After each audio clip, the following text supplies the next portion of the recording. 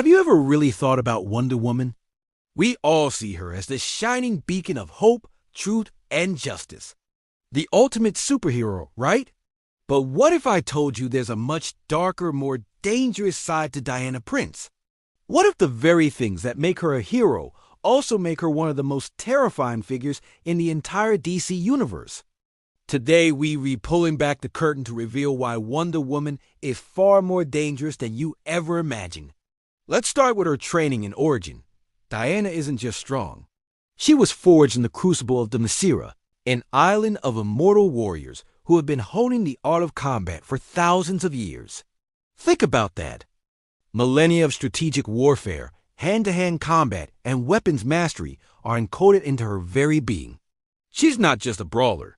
She's a master tactician who has studied war longer than entire civilizations have existed. Batman might be the world's greatest detective, but Diana is arguably the world's greatest warrior.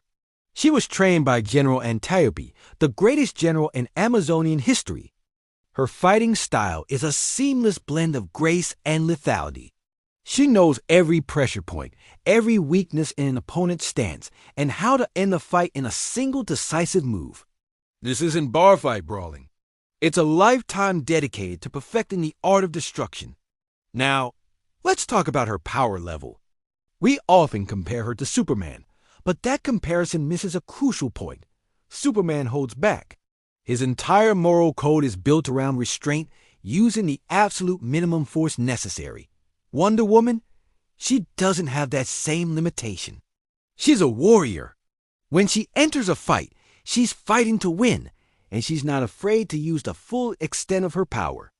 Her strength is God level, easily on par with Superman's.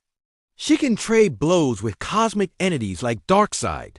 But unlike Superman, she's been trained since birth to use that strength with brutal efficiency. There's no hesitation.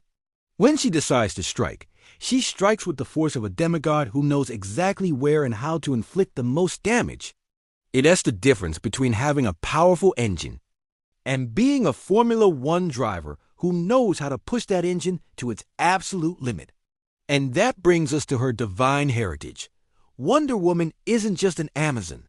She's the daughter of Zeus, the king of the gods. This lineage grants her abilities that go far beyond super strength and speed.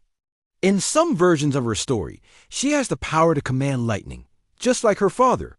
She has a divine connection that makes her resistant to magic, one of Superman's biggest weaknesses. She's not just a physical powerhouse. She's a magical one, too. In the storyline God of War, she actually takes on the title and full power of Ares, the literal God of War, after defeating him. Imagine a being with Superman-level strength who also wields the divine authority and power over all conflict in the universe. That's a level of dangerous that's almost impossible to comprehend. She's not just playing in the big leagues. She is the big leagues. Let's not forget her weapons. The lasso of Hestia, the bracelets of submission, and her magical sword are not just accessories. They are instruments of immense power. The lasso of truth is famous for compelling honesty, but its danger is often overlooked. Imagine what a weapon that is in an interrogation. No secret is safe. National security, personal secrets, weaknesses all lay bare. It's a psychological weapon of the highest order. Her bracelets of submission are indestructible, capable of deflecting anything from bullets to Superman's heat vision. But what happens when she removes them? In many comics, removing the bracelets unleashes her full, unrestrained divine power, turning her into a berserker of unimaginable fury. It's a built-in doomsday switch. And her sword? It's magically sharp enough to slice the electrons off an atom. It can cut through literally anything, including Superman's supposedly invulnerable skin. She carries a weapon capable of killing the unkillable. But perhaps the most dangerous thing about Wonder Woman is her ideology. She was raised in a society completely separate from our own, with a different set of values.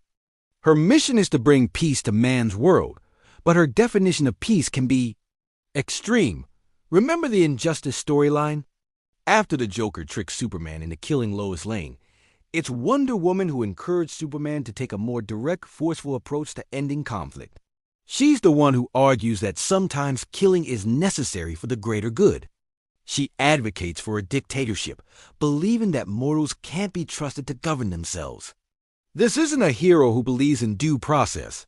This is a warrior queen who believes in decisive, permanent solutions. Her worldview is black and white. If you are an enemy of peace, you are an enemy to be eliminated. There's no gray area. In one famous story arc, she snaps the neck of the villain Maxwell Lord. Why? Because he was mind-controlling Superman, and the only way to stop him was to kill him.